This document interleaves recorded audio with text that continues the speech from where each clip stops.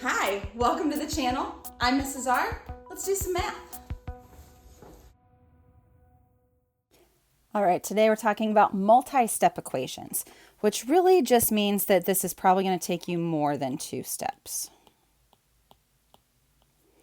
Now, obviously 2 is a multiple, so 2-step equations kind of count as multi-step, but the idea here is that it's going to take you more than 2 steps. You need to think through your strategies more.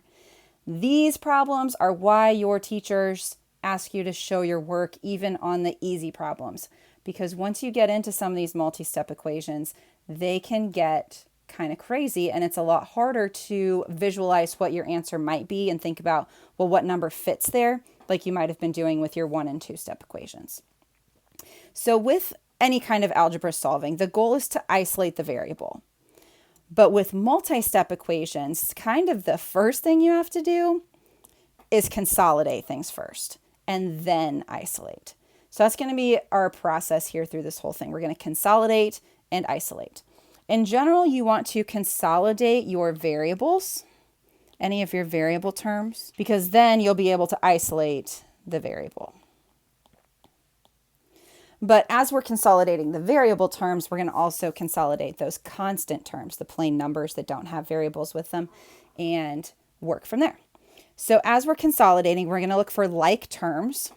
So I see a negative 4x and a negative 6x. Those are like terms. So my first step here in this problem is going to be just to combine those. So I haven't done anything with negative 20, but I look at negative 4x minus 6x, that's going to be negative 10x. So now everything's consolidated. I have one set of constant, that's the negative 20. I have one term that has variable, that's the negative 10x. Now we can isolate the variable, think about what's happening in our equation and how we can undo that. I need to get rid of a negative 10 that was multiplying, so I'll divide it. Always use those inverse operations. And now negative 20 divided by negative 10, 2 negatives divide to equal a positive. And 20 divided by 10 would be 2. So that would solve down to just being 2 equals x. Now, a good idea is always to double check your answer. That's kind of the great thing about any kind of algebra solving, is that you have a way to check to see if your answer is right before you move on. So let's look at that equation. And if we fill in 2 for the x, negative 20, does that equal negative 4 times 2 minus 6 times 2? Negative 4 times 2 is negative 8. Negative 6 times 2 is negative 12. And negative 8 minus 12 is negative 20. It ended up true. Negative 20 is negative 20, so now I can be confident in my answer. So we're going to do another example, just consolidate and isolate. This time, notice we have a variable over on the left, and we have some variables on the right side of our equal sign. So this is where things can get a little weird and a little different from those 1-step and 2-step equations that you may have been working on before. Now, first goal is still to consolidate. Consolidate all the constants in one spot. Consolidate all the variables in one spot. Now, one of the great things and one of my favorite things about algebra is that you can do anything you want as long as you do it to both sides. So if I'm thinking that, well, let's just combine like terms. That's not a both sides type of thing. If I'm focusing just on combining on one side, I could do that. Now, that might not be the first step that everyone takes with this problem, but I kind of like it. P minus 1 equals, if we focus on these p's, then we get 8p.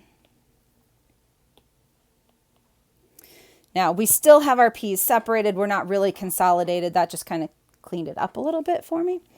But really, I kind of, looking at these constants, let's consolidate those constants. They are on different sides of the equation, right? Which means we need a quote-unquote to both sides type of thing. We need a property of equality. So if this said p minus 1, let's just add 1 to both sides. Then negative 1 plus 1, that cancels to 0. So now we have p equals, now that 8p is still consolidated from earlier. Negative 8 plus 1, we get negative 7. Now, we've got options here. We can either subtract the 8p so that our p's all come to the left side. That's an option. Or if you really wanted to, we could subtract p. Now, not everyone's going to like this, because look what happens. If I subtract the p from both sides, p minus p is 0. Not everyone likes that, because I've kind of added an extra step for myself, but I just prefer positive numbers. But now if I add that 7, because now we've consolidated everything, now I want to isolate my variable. I need to clear things out. Now I have 7 equals 7p. And now I can divide both sides by 7. And 7 divided by 7 is really just 1. Now, if you wanted to see how that would have looked if we had done it the other way, so we had p equals 8p minus 7. If we had subtracted the 8p first, which is probably where most people would have gone with that, then we've got, remember, that's a 1p minus 8p, so we get negative 7p equals negative 7, and then we just divide both sides by negative 7. Anything divided by itself equals 1, so then it's p equals 1. Same exact thing, it's reversed, but that doesn't matter, p still equals 1. And then we can double check in our equation to see, okay, does that actually work? If we fill that in, 1 minus 1, does that equal 5 times 1 plus 3 times 1 minus 8? So as we go through and start simplifying things, that's 0.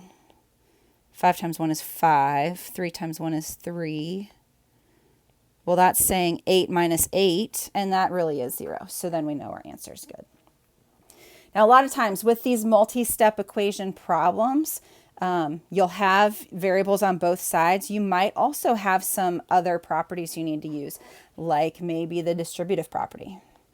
So what about this one? 3n minus 5 equals negative 8 times the quantity 6 plus 5n. So we have, if you want to try and seek out your variables first, I can see we have an n term over on the left side. We have an n term on the right side, but that n term is locked inside these parentheses. We cannot subtract 5n at this point. We have to handle those parentheses first. So I'm going to leave my left side alone for just a minute. I'm going to go ahead and distribute this negative 8 into the 6 and the 5n. So negative 8 times 6 is negative 48. Negative 8 times 5n would be negative 40n. Now when I look at my like terms and I think about consolidating them, they're all set. They're not locked in anywhere. I can actually do my adding or subtracting or dividing or whatever we need to do. So when I see these, I see a minus 40n. My tendency is always going to be to try and keep positive numbers. So I'm going to add 40n to both sides. Now, if you wanted to handle the 5 and the 48 first, handle those constants, then that's totally fine. You can do that and you'll get the same exact answer. So we've got 43n minus 5 equals negative 48. And now we're going to add 5. So it's all the same things you do in your 1 and 2 step equations. You just have to do more of it. So negative 48 plus 5, negative 43. Then we'll divide by 43 to isolate that n. Now, it looks like 43 over 43, but it is a negative divided by a positive, so we'll have negative 1 as our answer there. So hopefully that gave you enough examples that you're able to kind of handle these on your own, pick up your own strategies. If you start trying a series of steps and then you decide you don't like it because you ended up with negatives or something was ending up weird, try your steps in a different order. Multi-step equations give you a lot of flexibility on what you do when, as long as you're careful about, am I working just on one side or do I need to do the same thing to both sides? So just take your time, check your answers when you're done, and then guaranteed you'll get all the problems right.